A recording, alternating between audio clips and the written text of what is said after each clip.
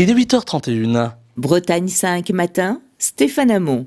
Et ce matin, nous sommes en direct avec Chidem, c'est comme ça qu'on dit, hein, Chidem Actas. Voilà, je voulais pas écorcher votre nom. Vous êtes adjointe au maire de Saint-Brieuc en charge de l'éducation et de la réussite éducative et vous êtes venue jusqu'à nous au studio de la matinale. Je vous en remercie. Bonjour. Bonjour, c'est moi qui vous remercie de me permettre d'être là et de parler d'éducation. Voilà, effectivement, vous avez lâché le mot. On va parler ce vendredi d'éducation avec une initiative qu'a eu la municipalité de Saint-Brieuc, un questionnaire destiné d'ailleurs au monde éducatif, mais un petit peu plus largement aussi aux parents et même aux élèves. Oui, alors l'objectif, nous, comme vous le savez, dans notre programme politique, nous avions 3 urgences, défini 3 urgences. L'urgence sociale, l'urgence démocratique et l'urgence écologique. Donc là, ça fait partie de l'urgence démocratique. Ce questionnaire a pour objectif, comme on vient d'arriver, de mettre à plat, c'est-à-dire voir ce qui existe, les atouts qu'on a et les manques qu'on a. Et ceci, on ne peut pas le faire, nous, avec l'équipe dans notre bureau. Donc l'essentiel, quand on parle de démocratie, c'est de faire participer tout le monde, c'est-à-dire les parents, les enfants, qui sont les premiers, qui sont... C'est quand même original de faire participer, pardonnez-moi je vous coupe, oui. Mais de faire participer des enfants.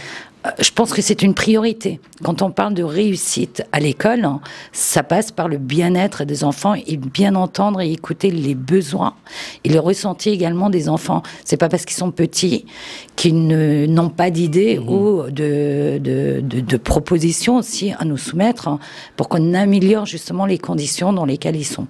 C'est ma vision.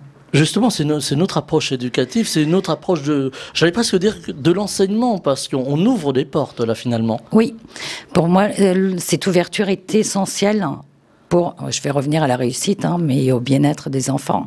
Parce qu'il faut prendre en considération le ressenti, que ce soit des enfants, mais des parents et du corps enseignant, et de nos agents également qui sont sur le terrain. On va avoir une vision parce que de l'extérieur, mais ce qui est important, c'est la vision de l'intérieur et des usagers. Parce que c'est eux qui peuvent nous dire ce qui va et ce qui ne va pas. Non, on ne peut pas le savoir de l'extérieur. C'est notre point de vue. Avec cette pandémie qui est arrivée, cette crise sanitaire qui a compliqué beaucoup de choses, y compris sur le terrain, y compris à Saint-Brieuc, bien entendu, est-ce que c'est aussi, alors pardonnez-moi du terme, il est peut-être un peu mal choisi, mais motivant de pouvoir travailler sur cette époque un peu complexe de pandémie? Est-ce que justement ça ouvre aussi la parole, ça libère la parole des enseignants, des parents, des petits? Alors, comme vous parlez du contexte sanitaire, c'est vrai que nous, même par rapport aux élections, on a été élus, donc pas dans les mêmes conditions, et on est arrivé dans des conditions qui ne sont pas les mêmes que dans le temps. Et ça complexifie un petit peu notre tâche aussi, c'est-à-dire que là, le projet réussite éducative, l'idée c'était de le commencer bien avant, sauf qu'il y avait des priorités et il fallait que tout le monde soit aussi partie prenante de cette action-là, parce que si on avait lancé un questionnaire dès le début, on aurait peut-être moins de réponses, parce qu'il y a d'autres priorités. Voilà, il y a d'autres préoccupations. Donc l'idée c'est quand même d'essayer d'envisager le après Covid, ce qui est très très important. Ça ne veut pas dire que rien n'a été fait et rien ne se fait. Mais l'idée, c'est de faire une expertise pour mieux cerner et mieux répondre aux attentes de tout le monde, et surtout des enfants, comme je le dis. Alors, on parle de réussite. On le dit, tous les éducateurs le disent. Si le contexte est bon, si les enfants sont dans de bonnes conditions pour apprendre, généralement, ça se passe bien. C'est exact. Donc, le bien-être de l'enfant passe par... Premièrement, on a déjà commencé à travailler. On n'a pas attendu qu'il y ait le questionnaire. Et le questionnaire n'est pas exhaustif non plus. Il n'y a pas tout dedans non plus. Donc, c'est vraiment... quelques questions de réflexion.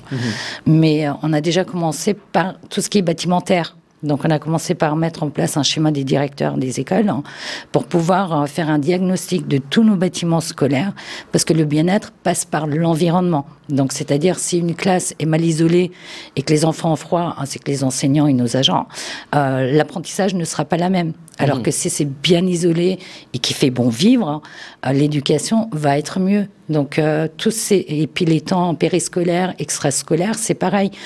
Si on les adapte mieux, l'enfant va être mieux. Et du coup, ça passe... Enfin, pour moi, la réussite, elle passe par là.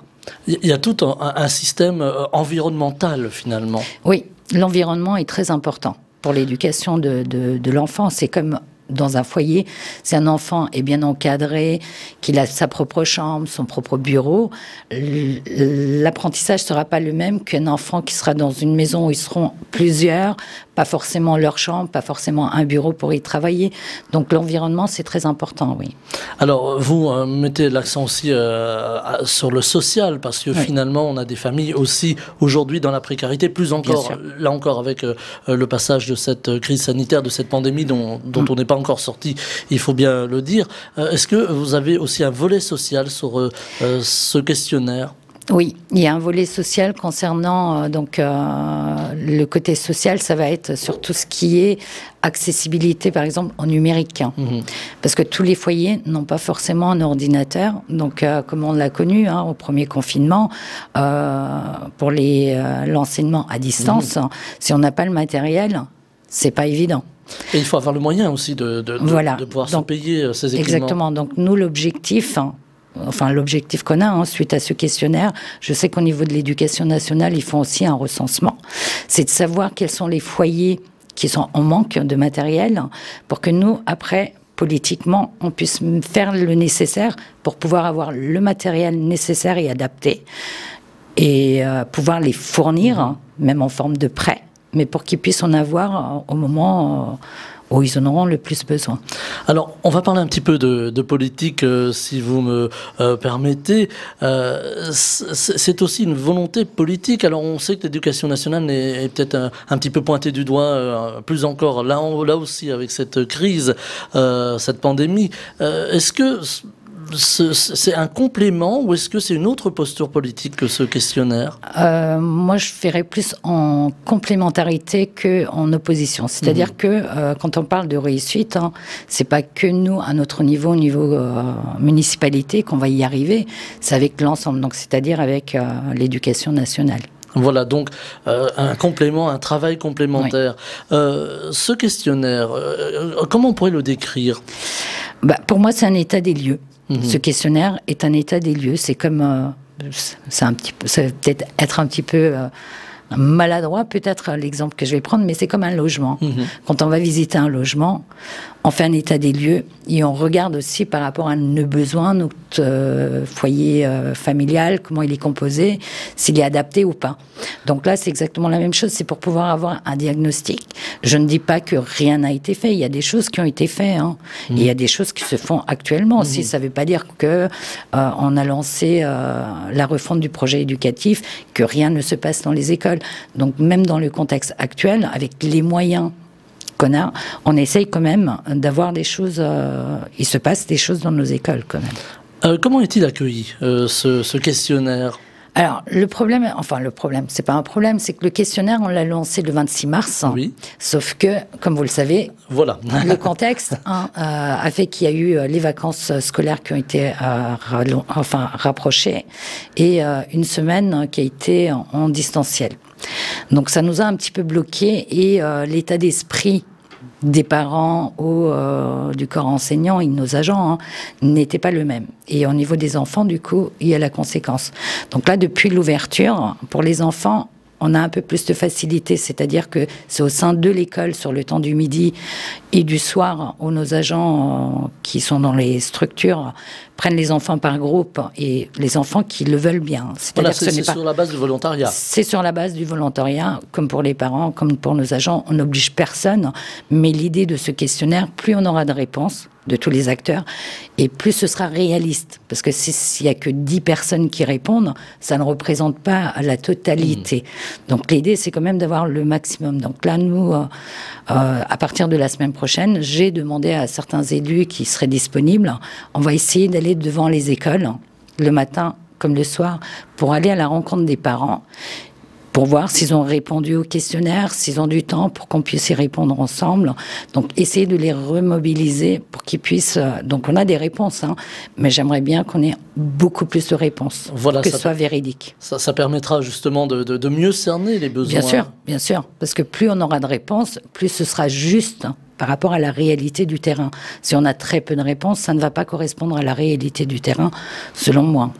Alors, plus largement aujourd'hui, on parle beaucoup d'éducation. Alors là encore, hein, avec la pandémie, le distanciel, les difficultés, alors même au-delà des petits ou des lycéens, on a aussi des étudiants qui sont dans une très grande précarité, avec sans doute une fracture, on l'imagine, en sortie de crise. Est-ce que c'est quelque chose aussi qui vous interpelle au niveau politique? Ah bien sûr. Moi, je pense que quand on parle politique, hein, bon, la vie, hein, c'est la politique pour moi, mais la politique doit se concentrer sur les bases et les devoirs que nous avons. Et pour moi, les bases, c'est la jeunesse, c'est les jeunes, c'est les étudiants, c'est les adultes de demain. Donc, quels sont les moyens qu'on leur donne pour qu'ils puissent avoir un meilleur avenir et une meilleure réussite, que ce soit professionnelle ou personnelle. Donc c'est une émancipation personnelle, et pour ça, je pense que ça devrait être la priorité de tous nos politiques.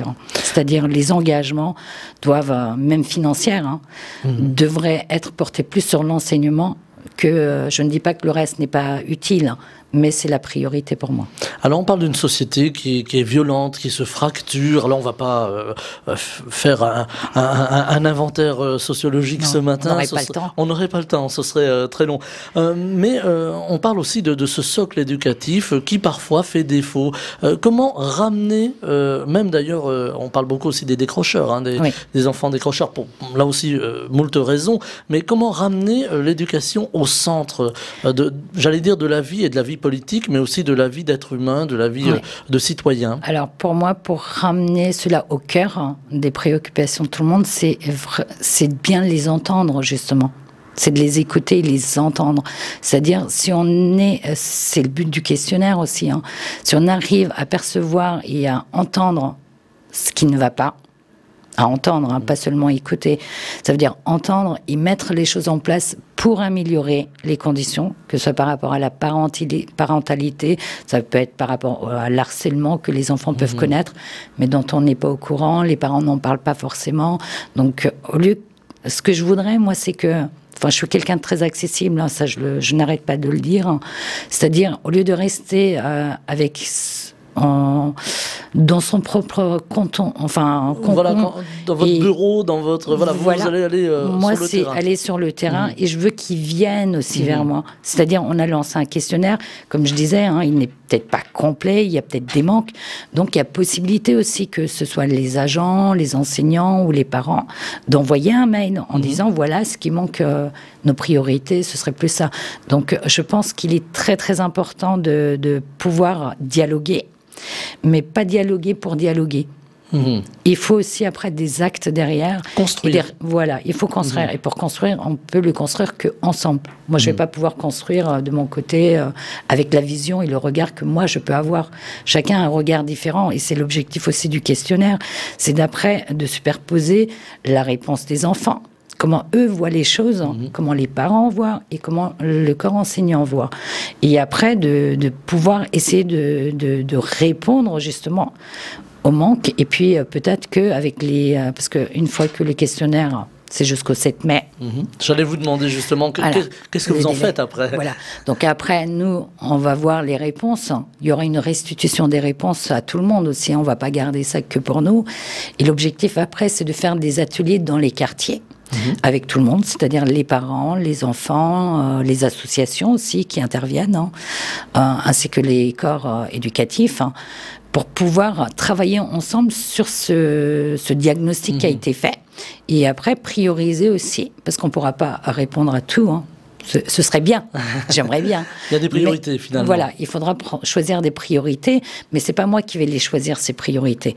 Ce sera avec tout le monde, c'est-à-dire, et pour cela, il faut que les gens se mobilisent et qu'ils viennent aussi. C'est-à-dire, si on fait des rencontres, des réunions, il faut la participation. S'il n'y a pas la participation, ça voudrait dire que je vais me retrouver encore avec quelques-uns, et puis ça va être nous qui allons le monter. C'est pas l'objectif, parce que si c'était le cas, c'est pas la peine de lancer. On peut très bien faire un diagnostic avec les équipes qui travaillent depuis des années, hein. Mais l'objectif, c'est vraiment, quand on parle de démocratie, ça revient à ça, c'est travailler avec les gens, pour les gens. Donc, il faut leur participation. Si on n'a pas leur participation... C'est de la démocratie directe, finalement. Exactement, c'est ce qu'il faut. Alors, il y a aussi cette volonté, vous parliez des quartiers à l'instant, souvent on pointe du doigt les quartiers pour l'insécurité ou autre. Là aussi, on ne va pas s'étendre finalement sur ces questions-là qui sont d'un autre ordre. Mais là encore, un mot revient, c'est l'éducation. C'est aussi la meilleure connaissance entre les habitants. Un questionnaire tel que celui-ci peut permettre aussi de l'échange. Bien sûr, ça va permettre l'échange, mais ça va nous permettre aussi de voir si tous les habitants des quartiers connaissent aussi les existants. Parce que c'est important aussi. Il y en a, ils vont les connaître, d'autres ne vont pas les connaître. Donc ce questionnaire, le fait de poser des questions bien précises, ça peut les inciter à aller voir si ça existe. Ou inversement, se dire, ah bah oui, on ne savait pas. Donc l'idée, c'est aussi de faire découvrir l'existant. Qui n'est pas forcément connu par tout le monde, ou alors que par certaines personnes. Alors, c'est aussi ce questionnaire à l'occasion peut-être d'un état des lieux sur la diversité. On parle beaucoup de diversité, vous parliez tout à l'heure du harcèlement à l'école, mais il y a parfois de harcèlement aussi sur des questions culturelles, religieuses, hein, on en parle beaucoup, ou d'orientation sexuelle. Est-ce que là aussi, il y a une réflexion qui se mettra en place? Oui, il y aura une réflexion, et comme je le dis, hein, on a déjà identifié, nous, en tant que municipalité, 2 priorités. C'est la participation des enfants et l'égalité réelle entre filles et garçons. Pour moi, j'en ai pas parlé, mais c'est important. Oui, c'est très important pour moi. Enfin, pour moi, c'est très, très important. Quand on voit les problèmes sociétals d'aujourd'hui, pour pouvoir les vaincre, ça commence des petits. Donc, ça fait partie de l'éducation aussi. Et du coup, j'ai perdu le fil de discussion. Je vous demandais autour de la diversité, si ça vous permettait de faire aussi une forme d'état des lieux, finalement. Voilà, il y aura une forme d'état des lieux, et l'idée, c'est aussi d'essayer d'enlever tout ce qui est stigmatisant. C'est-à-dire, quand on parle de quartier, prioritaire, il y a des a priori. Alors que le fait d'appeler ça quartier prioritaire, c'est parce qu'il y a des subventions qu'on a de l'État pour pouvoir améliorer justement certaines choses.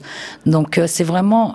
et l'idée aussi, c'est de parler des enfants, sans parler de couleur ou de religion, ou de filles ou de garçons. Pour moi, l'éducation, les enfants, c'est des enfants avant tout. C'est des êtres humains, des futurs citoyens, nos adultes de demain. Donc, comment changer tout cela? Ça revient à ce que je disais, hein, ça commence des petits. Par rapport à l'égalité filles-garçons, pour moi, ça commencerait même dès la crèche. C'est-à-dire, il faut arrêter de mettre des jouets côté filles, des jouets côté garçons. Ça commence par la cour des écoles. Vous vous rappelez sûrement quand vous étiez jeune, hein. Moi je m'en rappelle, il y avait une grande... la partie la plus grande de la cour d'école, c'était les garçons qui l'occupaient. C'était les garçons, parce qu'ils faisaient du foot, hein, généralement. Exactement, voilà. C'est soit le foot, soit le basket. Je me permettrais de vous dire que moi j'en faisais pas. D'accord, c'est très bien. Basket. Non, mais ce que je veux dire, c'est que les mentalités ont changé. La société d'aujourd'hui n'est pas la société d'hier. Et quelle est la société de demain qu'on veut? Donc c'est pour ça que tout ce qu'on essaye, enfin moi avec le service et puis même avec la municipalité, notre objectif c'est vraiment de partir des bases de l'existant et d'améliorer, c'est-à-dire ne pas rester avec l'existant et ce qu'on connaît avec ce qui peut marcher pour certains. L'objectif, c'est vraiment d'atteindre tout le monde et de répondre aux besoins de tout le monde, pour le bien-être de tout le monde, et puis pour qu'on ait une société qui est quand même plus... où l'humain passe avant tout. Plus apaisé. Plus apaisé, et l'humain passe avant tout. C'est-à-dire, quand vous parliez de religion, chacun a sa religion. Moi, je respecte la religion de chacun, même si moi-même, je suis athée. Les athées ne sont pas forcément aimés non plus, hein, quand on en parle. Donc l'idée, c'est que les gens se respectent en tant qu'être humain avant tout. Alors, il va falloir aussi faire bouger les mentalités, parce que c'est pas toujours simple. Souvent, c'est là où ça bloque. Alors, pour faire bouger les mentalités, c'est tout le travail qu'il faudra mener sans... Si vous voulez, c'est un travail qu'il faut faire, mais sans imposer des choses, sans nommer les choses. C'est-à-dire que tout passe par le dialogue.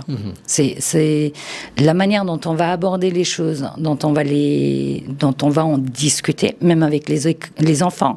Moi, je me rappelle, quand je suis arrivée en France, à l'école, on était des enfants, on jouait entre enfants. On m'a jamais demandé de quelle origine j'étais. Sauf qu'aujourd'hui, on le voit dans les écoles, même élémentaires, les enfants, dès que tu as une couleur ou tu as des origines, on te demande de quelle nationalité tu es ou de quelle origine, et des fois de quelle race. Donc, c'est des choses qu'il faut enlever. Et pour cela, c'est un travail qui se fait avec le corps éducatif, mais c'est un travail qu'il faut faire auprès des parents aussi, et avec les parents, les associations qui interviennent. Donc, c'est tout un travail. Je ne dis pas que ce sera fait avec un clin d'œil, ou un claquement de doigts, pardon. Ce sera fait dans le temps. Mais c'est ces choses-là, c'est sur ces choses-là qu'il faut vraiment travailler et mener le combat. Vous parliez de votre arrivée en France, Chidem Actas, pardon, je vais avoir du mal avec votre nom, pardonnez-moi. C'est normal. Justement, aujourd'hui, on a, Saint-Brieuc a mis en place une politique d'accueil des migrants, des jeunes migrants, ville assez en pointe en la matière. Est-ce que ça aussi, ça permet pardonnez-moi le terme, il est toujours un petit peu technique, mais d'un brassage culturel qui est profitable aussi, et dès le plus jeune âge. Bien sûr. Moi, je trouve que le brassage culturel, c'est une richesse. C'est quand on parle, c'est pas tout à fait la même chose, mais quand on parle de la Bretagne, il y a les langues régionales. Les langues régionales, c'est pareil. Je trouve que même si c'est des langues qui ne s'utilisent plus dans le quotidien, mais le fait de les transmettre, c'est une richesse, parce que dans chaque langue, dans chaque culture, il y a des expressions qui montrent une façon de voir la vie et le comportement humain. Donc le fait de ne pas perdre ces valeurs, c'est important. Donc cette diversité culturelle ne peut être qu'une richesse si seulement on arrivait à s'ouvrir pour pouvoir les accepter et essayer de les comprendre. Donc c'est ça le problème pour moi. Alors vous parlez de valeurs. Aujourd'hui on entend beaucoup sur les ondes, à la télévision, sur les réseaux sociaux, que ces valeurs sont perdues en France. Est-ce que justement à l'échelle d'une ville, d'une municipalité telle que Saint-Brieuc, on peut remettre sur le devant de la scène ces valeurs, même avec ceux qui les ont un petit peu perdues en cours de route Je pense que oui. Les valeurs sont possibles, les mettre en valeur, sur le devant de la scène, voilà. C'est possible. Il faut juste la volonté de vouloir le mettre en avant. Après, tout le monde est conscient des valeurs. Sauf que avec les préoccupations sociétales dans lesquelles on est, certains sont un petit peu déconnectés, mais ça ne veut pas dire qu'ils n'ont pas ces valeurs-là. Ils les ont. Il faut juste les exprimer. C'est comme quand on voit l'égalité, fraternité, liberté, c'est bien de les voir. Mais si les gens, la population le ressentait au quotidien, ces valeurs-là reviendraient. Donc l'essentiel, c'est de ressentir ces valeurs. Il y a aussi un aspect politique, finalement. Mais comme je vous disais, la vie, c'est la politique. Tout est relié à la politique. Après, je vais vous donner un exemple qui peut être un petit peu... peut-être pas l'ordre de sujet, mais j'ai ma fille, quand elle avait 12 ans, donc avant mes engagements politiques, j'en avais parlé avec ma famille, enfin mes filles, parce qu'il allait y avoir des conséquences. Il y a du temps que je ne passerai peut-être pas avec eux, parce que je serais à militer. Donc elles avaient accepté, d'où mon engagement un peu plus... marqué dans la politique, enfin la vie militante. Et à l'âge de 12 ans, elle commençait à me reprocher de ne pas être présente, ouais, j'en ai marre de tes réunions, etc. Et de ta politique. Et là, je lui ai fait la remarque, je lui ai dit, mais tu fais de la politique. Elle me dit n'importe quoi. Et je dis, si, dès que tu te lèves, dès que tu ouvres le robinet, tu fais de la politique. En fonction de ta consommation d'eau, c'est une forme de politique. Quand tu marches dans la rue, que quelqu'un tombe, si tu t'arrêtes pour venir en aide ou que tu passes à côté, c'est une forme de politique. Donc moi, j'estime que la politique, ce n'est pas que aux politiciens. Mais la politique, c'est la vie, c'est les gestes de tous les jours. C'est une affaire de citoyens, finalement. Exactement, c'est une affaire de citoyens. Alors aujourd'hui, il y a les médias aussi, et on va terminer sur l'éducation. Il nous reste une toute petite minute, je regarde mon réalisateur. Aujourd'hui, on parle beaucoup d'éducation aux médias, on nous le demande, nous, les radios, de le faire, et on le fait bien volontiers, même dans des conditions un petit peu particulières, par les temps qui courent. Est-ce que c'est important aussi pour la jeune génération d'être éduquée aux médias, où beaucoup d'informations arrivent de partout, et où on oublie parfois l'essentiel, et parfois même sa ville, sa propre ville? Oui. Alors, je pense que c'est très très important parce qu'il ne faut pas que les jeunes s'éloignent et il faut aussi qu'ils arrivent à faire la différence entre l'information qui est réelle et, comment on appelle ça, les fake news. Voilà. Donc ça c'est pareil, ce sera un des travaux qu'on aura à faire. Et je pense que c'est très important. Et quand on parle d'éducation, pour qu'on puisse réellement sur le terrain mettre en œuvre tout ce qu'on a envie de mettre en œuvre et tout ce qui est demandé aussi par le ministère, il ne faut pas que le ministère oublie aussi les moyens qu'il nous attribue. C'est-à-dire, on peut avoir une volonté, on peut vouloir mettre des choses en place, mais si on n'a pas les moyens financiers, parce que pour avoir, il faut des moyens humains sur le terrain, mais pour avoir les moyens humains, il faut un financement. Donc si on n'a pas le financement qui va avec, on peut nous promettre des très bonnes initiatives, mais pour pouvoir les appliquer, nous, en tant que commune, il faut qu'ils nous soutiennent. Donc ça, c'est une priorité. Si on n'a pas les financements qui vont avec, on ne peut pas. Et c'est là-dessus que l'on va se quitter. Chidem Actas, vous voyez, je vais y arriver. Je vous avais promis d'essayer de bien prononcer votre nom. En tout cas, je le dis pour les auditeurs, c'est votre première radio? Oui, c'est ma première radio. Vous voyez, ça s'est très bien passé. Merci, c'est grâce à vous. Très bien, écoutez, on est là pour ça. Transmettre la parole, passer la parole, c'est important. Chidem Actas, merci d'avoir été avec nous ce matin. Je rappelle que vous êtes adjointe au maire de Saint-Brieuc en charge de l'éducation et de la réussite éducative, et c'est important, ce terme de réussite. Vous avez fait une très belle première radio. Je vous remercie d'être venu jusqu'à nous. Je vous souhaite une très belle journée. Je vous remercie. Merci. Bretagne 5 matin, Stéphane Hamon.